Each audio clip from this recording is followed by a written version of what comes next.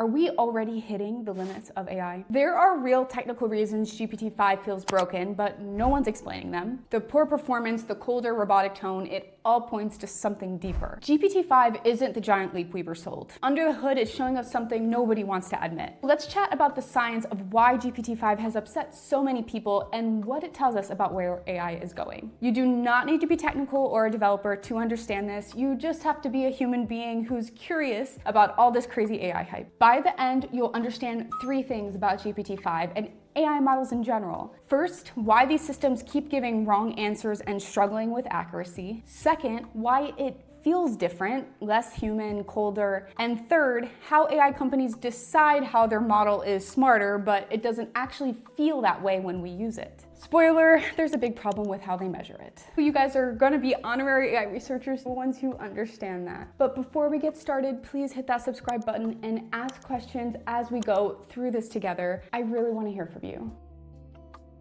Let's start with the biggest frustration people have had with GPT-5. It just keeps getting things wrong. People asked who the US president is, and it confidently replied Joe Biden, even though it's 2025. Others asked it to summarize recent events, but it made up details that never actually happened. It makes things up that sound right but are totally wrong, and it sounds super confident, so we believe it to be true. And it's not just GPT-5. All models deal with this. Google Gemini, Grok, they've all been caught doing the same thing. In AI, we actually have a technical term for this. We call it a hallucination. That's when the model doesn't actually know the answer, but still generates something that sounds super believable. Hallucinations happen because these systems are trained to predict the most likely next word in the sequence.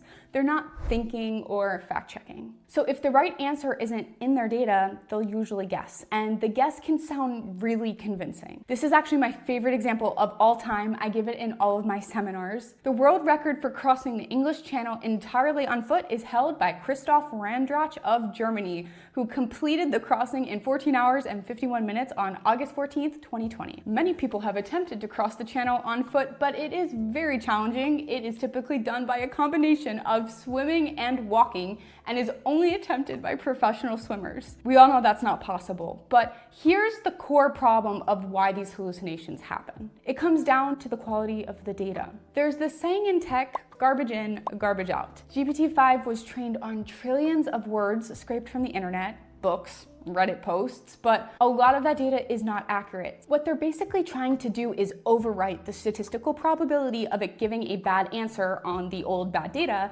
by adding more new training data on top of it. What we're seeing is that these models having more data not only doesn't magically fix the bad data, but it's actually making the wrong answer sound even more confident. So that is why you'll see GPT-5, Gemini, Grok still struggle with accuracy despite being trained on massive data sets and hyped as the most advanced AIs yet. So the takeaway is bigger doesn't always mean better. Most AI models you use are called large language models because they're trained on huge piles of data. But some tiny models called SLMs or small language models are getting close to the same accuracy. In fact, studies show that smaller models can sometimes match or even beat the big ones on certain tasks, all because they're trained more carefully and focus on cleaner, more relevant data. You probably don't hear about SLMs very much, but a lot of people in AI believe they are the future, especially for powering AI agents and more precise systems. If you want me to make a video on why small models could be revolutionary, drop a comment and let me know. So now, why does GPT-5 feel different? People are saying it's colder, less human, less fun to talk to. And this next part is where it gets crazy, but I do want to take a quick minute to thank today's sponsor, Brilliant, for helping me bring this information to you. You know how I'm always talking about sharpening your thinking around AI and tech? Well, Brilliant is literally built for that. They make you a better problem solver through interactive, hands-on lessons in math, science, programming, data analysis, and AI. Instead of sitting through boring lectures, you play with concepts, solve puzzles, and actually learn by doing. Research shows it's up to 6 times more effective than just passive learning, like watching Udemy lectures. I've been using them to brush up on my math skills, but I've also personally vetted their How AI Works course, and it's incredible at how they're breaking down concepts like neural networks and LLMs. Their teaching philosophy is everything I stand for and turns complex topics into things you can see and touch. So if you want to level up your problem-solving skills, start learning for free at the link in the description or scan the QR code. And because they're sponsoring this video, you'll also get 20% off an annual premium subscription. Thanks again to Brilliant for supporting creators like me trying to make AI a little less scary for people.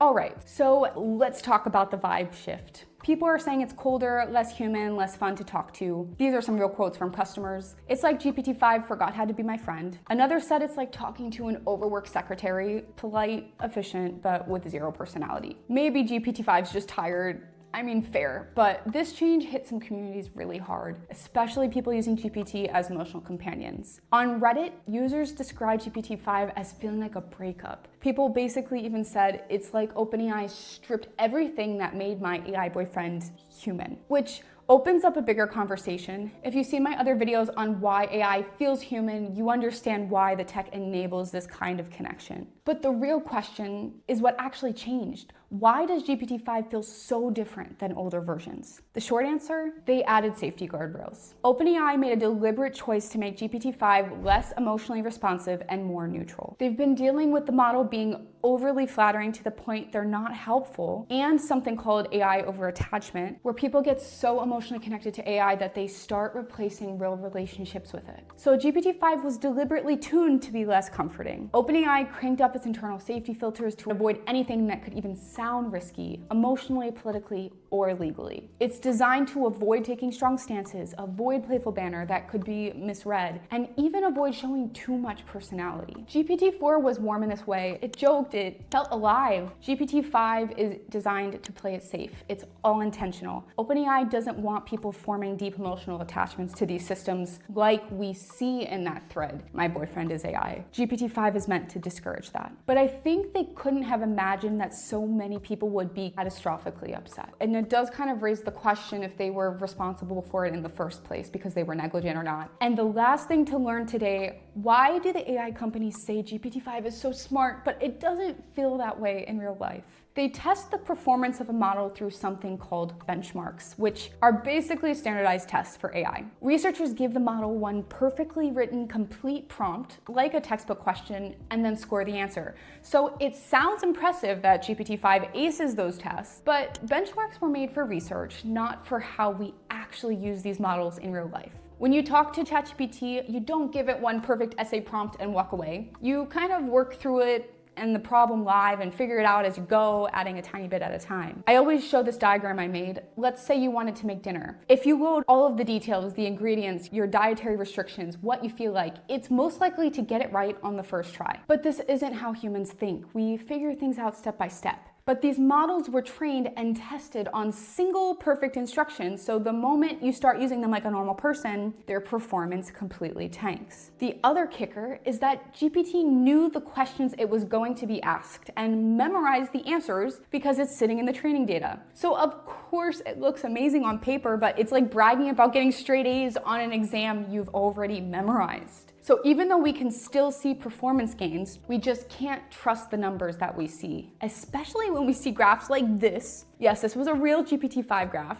The bars don't actually reflect the numbers, they were inflated. Like, who approved this? And there's a lot of arguments that the benchmarks need to be completely overhauled because of this issue that they do not reflect real-world scenarios. So yeah, those three things is why GPT-5 looked amazing on paper, but everyone kind of hated it. The performance isn't matching the hype, the tone feels colder, and people are realizing these models aren't as smart as we thought. But I think the bigger story here is that I believe we might be bumping up against the limits of what these models can really do. Throwing more data and more power at the problem isn't making AI better. GPT-5 is proof. So I personally believe we won't be able to accomplish AGI with this LLM infrastructure. We're seeing it. OpenAI is burning through money for minimal gains. So here's the upside in all of this. Once you understand how these models actually work, like we discussed today, you start to see past the hype. You can spot where they shine, where they fail, and where it's all marketing. And that's what I'm here for. I'm so tired of all the noise around AI, but I want it to make sense to all of you. Please chime in, leave comments. What did you learn today? Does it surprise you that the performance is tested with basically a memorized, standardized exam? Let me know what you think in the comments. And remind reminder, if you want to learn about AI, you have an awesome opportunity to do so with Brilliant's How AI Works course, or pretty much you want to learn anything. Brilliant also has a free trial, 20% off with the link in my bio. Guys, I'm so grateful that a company like them was able to support a small YouTuber like me.